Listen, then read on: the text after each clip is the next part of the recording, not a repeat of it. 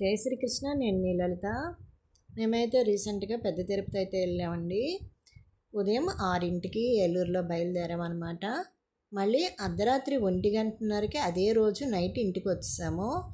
ఎందుకంటే దర్శనం అయితే చాలా బాగా జరిగింది.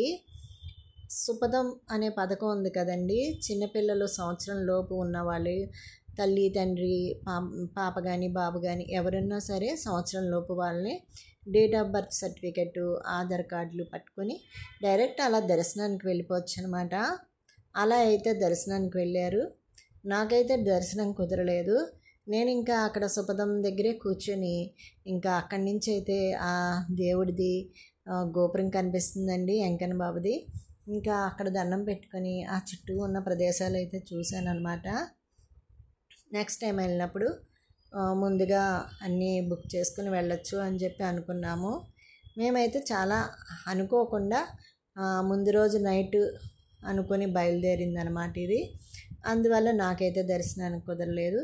అదే ఖచ్చితంగా ఎప్పటి నుంచో ప్రిపేర్ అయి ఉంటే కనుక నాకైతే బుక్ చేసుకుందనో చూసుకోవడానికి అదైతే కుదరలేదన్నమాట.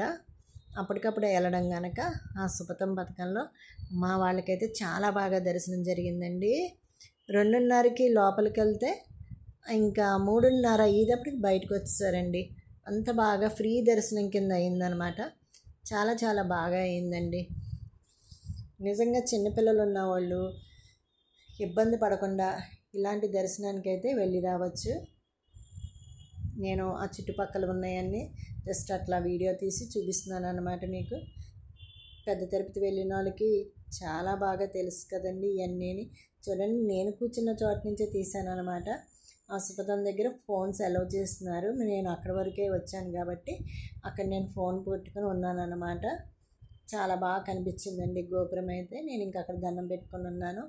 ఇంక ఈ ప్రాంగణం అంతా చూడండి ఎలా ఉన్నారో జనాలు. పర్వాలేదు, మరీ అంత రద్దీగా ఏం లేదు. ఇంకా మా తన్విత అయితే చాలా బాగా ఆడుకుందండి. చిన్న తిరుపతిలో చాలా చాలా ఏడ్చింది ఆ జనాలందరినీ చూసి. కానీ పెద్ద తిరుపతిలో ఎందుకునో కానీ అస్సలు ఏడవని కూడా ఏడవలేదు, నవ్వుతూ ఉంది. మొత్తం అంతా నడుస్తాను అని చెప్పి గోల్ పెట్టేసింది అనమాట. కిందకు వదిలేయమని అదేని మేమే బలవంతంగా ఎత్తుకున్నాను. ఇంకా వాళ్ళ డాడీ అయితే దర్శనంలో అంతా ఎత్తుకునే ఉన్నారు. చాలా ఈజీగా వెళ్ళిపోయారండి వాళ్ళు లోపలికి. అలా నడుచుకుంటూ వెళ్ళిపోవడమే, అంటే ఎక్కడ స్టే చేసింది ఏం లేదు. దర్శనం అయితే చాలా చాలా బాగా జరిగింది వాళ్ళకి. చిన్నపిల్లలు ఎవరైనా ఉన్నవాళ్ళు ఉంటే సంవత్సరంలోపు పిల్లలు ఇలా ఒకసారి వెళ్ళి పెద్ద తిరుపతిలో సుపథం పథకంలో దర్శనం చేసేసుకొని వచ్చేయచ్చండి. చాలా బాగా దర్శనం జరుగుద్ది. ఇంక ఈ కోనేరు దగ్గర నుంచి అయితే తన్విత రానంటుంది.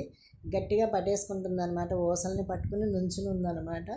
ఇంకా అక్కడి నుంచి రానంటుంది. అంత బాగా నచ్చింది దానికి. మేమే ఇంకా బలవంతంగా తీసుకుని వెళ్ళాము.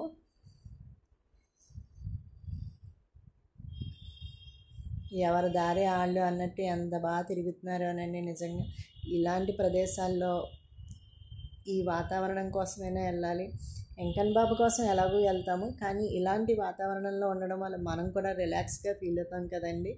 చూడండి ఎంత బాగా ఆడుకుంటుందో మా తన్విత. ఇంకా ఫోటోలు కూడా పెడుతున్నాను, చూసి ఎంజాయ్ చేయండి. వీడియో నచ్చితే కనుక లైక్ చేయండి, షేర్ చేయండి, సబ్స్క్రైబ్ చేయండి. ఈ సుపథం పథకంలో వెళ్ళిన వాళ్ళు ఎవరైనా ఉంటే ఖచ్చితంగా కామెంట్ అయితే చేయండి. ఒకవేళ వెళ్ళలేని వాళ్ళు ఎవరైనా ఉంటే మటుకు సంవత్సరం లోపు పిల్లలుంటే ఈ సుపథం పథకంలో వెళ్ళి స్వామివారిని దర్శించుకోండి మరి.